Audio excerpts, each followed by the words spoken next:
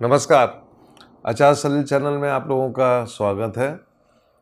आज का ये वीडियो बंगाल में जो मेरे बहुत अच्छे मित्र हैं, जो मेरे ज्योतिष को पसंद करते हैं, उन सबको समर्पित। और बहुत से मेल और बहुत से व्हाट्सएप आई कि आचार्य जी आप बंगाल के बारे में कुछ नहीं बता रहे हैं।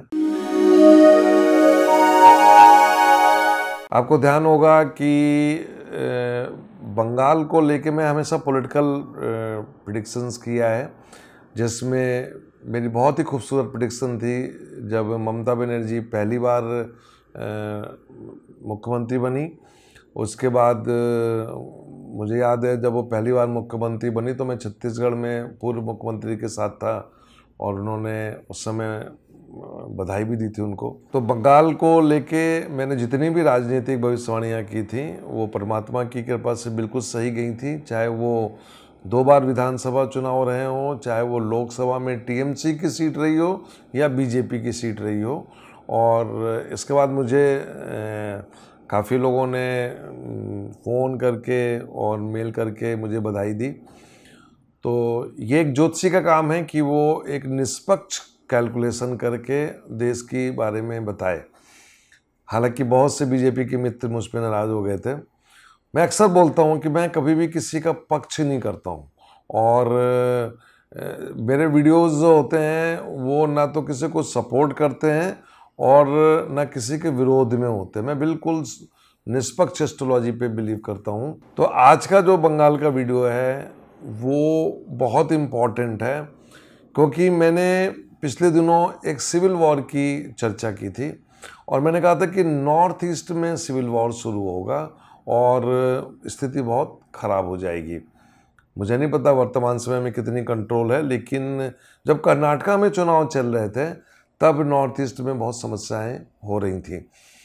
मैं नॉर्थ ईस्ट में काफ़ी गया हुआ हूँ और मैंने वहाँ के आदिवासियों के साथ काफ़ी काम किया हुआ है और कई आदिवासी संगठनों से मैं जुड़ा भी हुआ हूँ।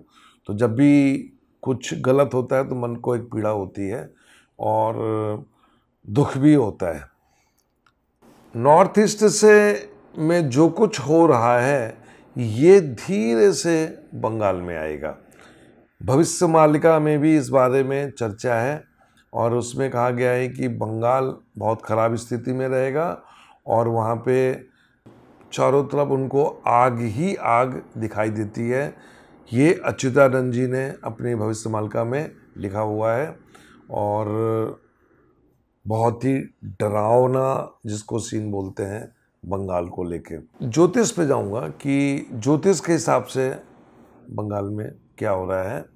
तो भारत की कुंडली पहले पकड़ूंगा और भारत की कुंडली में इस समय चल रही है चंद्रमा की महादशा में केतु का अंतर, और जुलाई 2023 से चंद्रमा की महादशा में शुक्र का अंतर। शुक्र छठे घर का स्वामी है और केतु जो है वो 7वें घर का स्वामी है। मंगल की राशि में बैठा हुआ है और मंगल बुध की राशि में दूसरे घर में बैठा हुआ है।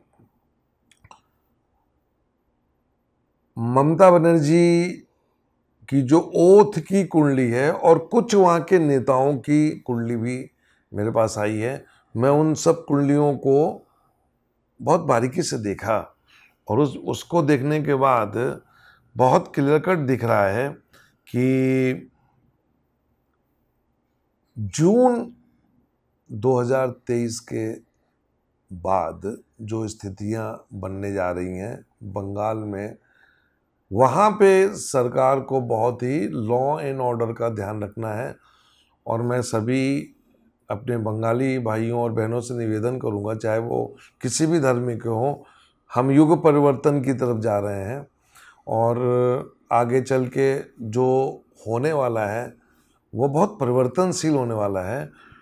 और मैं इस कुंडली को देखूं तो कहीं ना कहीं जाके आपके यहाँ लॉ एंड ऑर्डर की बहुत बड़ी प्रॉब्लम होगी और जान हानि जिसको बोलते हैं, जन हानि की काफ़ी नुकसान हो रहा है, बहुत लोगों को नुकसान होगा। तो हमें लड़ना नहीं है, अब यहाँ पे सरकार का काम है कि वो कैसे इसको हैंडल करती है। कुछ लोग ये जानना चाहते हैं कि क्या ममता बनर्जी की सरकार गिर जाएगी। तो मैं इस कुंडली को देख के एक भविष्यवाणी करना चाहता हूं कि सरकार को गिराने की कोशिश की जाएगी, लॉ एंड ऑर्डर को डिस्टर्ब किया जाएगा और सरकार को गिराने की कोशिश की जाएगी, लेकिन वो सफल नहीं होगी। ममता जी ने जब ओथ ली थी सेकंड टाइम चीफ मिनिस्टर की, तो वो जो ओथ कुंडली है, उस ओथ कुंडली को यदि मैं बारीकी से जाके देखूं तो मैं आप लोग को बताना चाहता हूं कि राहु की महादशा में इसमें गुरु का अंतर चल रहा है और शनि का पित्तंतर चल रहा है। यहाँ पे एक बात और जोड़ना चाहूँगा कि कहीं ना कहीं षड्यंत्र होगा डिस्टर्ब करने के लिए, लेकिन सरकार गिरेगी नहीं। तो सवाल उठता है कि ममता बनर्जी क्या पूरा टेन्योर पूरा करेंगी, क्योंकि 2021 से अब 2 साल उनके हो चुके हैं। तो मैं तो अक्सर बोलता रहा हूँ कि 2024 के बाद बहुत स्थितियाँ आगे परिवर्तनशील होने जा रही हैं। इस कुंडली को देख के मैं बताना चाहता हूँ कि ममता बनर्जी की सरकार को कोई खतरा नहीं होगा, वो अपना काम बड़ी सफाई से करते हुए जाएंगी। लेकिन एक बात बोलूँगा कि बहुत से नेता उनके भ्रष्टाचार के आरोप में फंसे हुए हैं, अभी कुछ और भी फंसेंगे और वो स्थिति जो होगी वो थोड़ा सा आप लोग के लिए खतरनाक होगी। लेकिन सरकार की जहाँ तक मैं बात करूँ, सरकार नहीं गिरेगी।